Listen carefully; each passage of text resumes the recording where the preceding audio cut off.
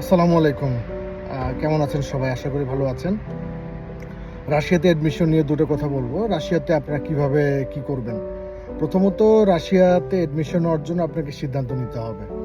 তারপর আপনি সিদ্ধান্ত নিবেন আপনি কোথায় পড়বেন, কোন বাজেটের ইউনিভার্সিটিতে পড়বেন, কোন সাবজেক্টে পড়বেন, আপনি কোন সেক্টরে ভর্তি হবেন, যেমন প্রিপারেটরি, ব্যাচেলর অথবা মাস্টার্স অথবা পিএইচডি প্রোগ্রামে আপনি কোনটাতে ভর্তি হবেন।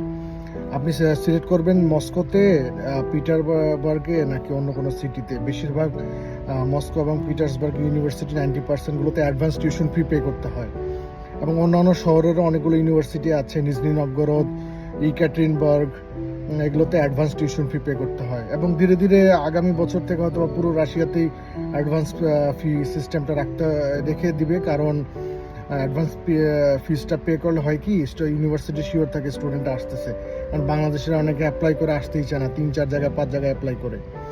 তারপরে বিষয়টা হচ্ছে যে আপনার বাজেট নিয়ে আপনি অবশ্যই ক্লিয়ার কাট আলোচনা করে নেবেন যে আপনি আসলে কি সেটা অ্যাফোর্ড করতে পারতেছেন কি না।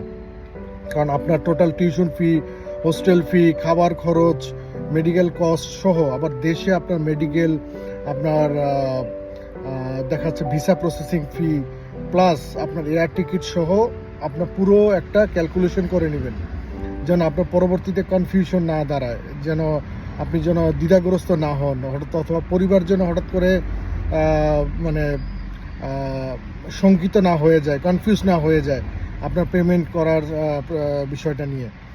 তারপরে আপনি অ্যাপ্লাই যখন করবেন, সুন্দর করে আপনার ডকুমেন্টগুলো স্ক্যান করবেন। এমন হাত দিয়ে ছবি তোলা, বিছানার উপরে, টেবিলের উপরে এইভাবে ছবি তুলবেন না। একবার সুন্দর করে স্ক্যানিং, কম্পিউটারাইজড, আর যেটা অফিসিয়াল ডকুমেন্ট আসে আকারে, ওইটা আপনি স্ক্যানিং করবেন। পাসপোর্ট, সার্টিফিকেট, মার্কশিট সব সুন্দরভাবে করবেন। সুন্দরভাবে করে নিচে আপনার নাম লিখবেন একটা ফোল্ডার করে, তারপর আপনি জমা দিবেন। আপনি পাবেন অফার লেটার, কখনো কখনো কন্ট্রাক্ট লেটার পাবেন। কন্ট্রাক্ট লেটার পাওয়ার পর বেসিক্যালি পেমেন্ট করতে হয়। তারপর দেখা যাচ্ছে যে আপনি একটা নির্দিষ্ট সময় পর ইনভাইটেশন পেয়ে যাবেন, এবং খুব সুন্দরভাবে অ্যাম্বাসি ফেস করার চেষ্টা করবেন।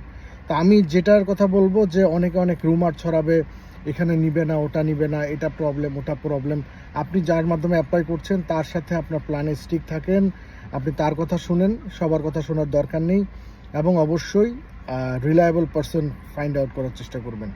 অনেকে সুন্দর কাজ করে আমি জানি, এবং আমি বলবো যে আপনার রিলায়েবল পারসন, যারা অলরেডি ইতিমধ্যে ভালো কাজ করছে, যাদের অলরেডি একটা গুড ফিডব্যাক আছে, তাদের সাথে করবেন। আর আরেকটা বিষয় বলবো, 2 নাম্বার ধান্দার উদ্দেশ্য যেটা, আপনি আসে এখানে কোটি কোটি টাকা কামাবেন শুরু থেকে, এই ধান্দা করে রাশিয়াতে আসবেন না।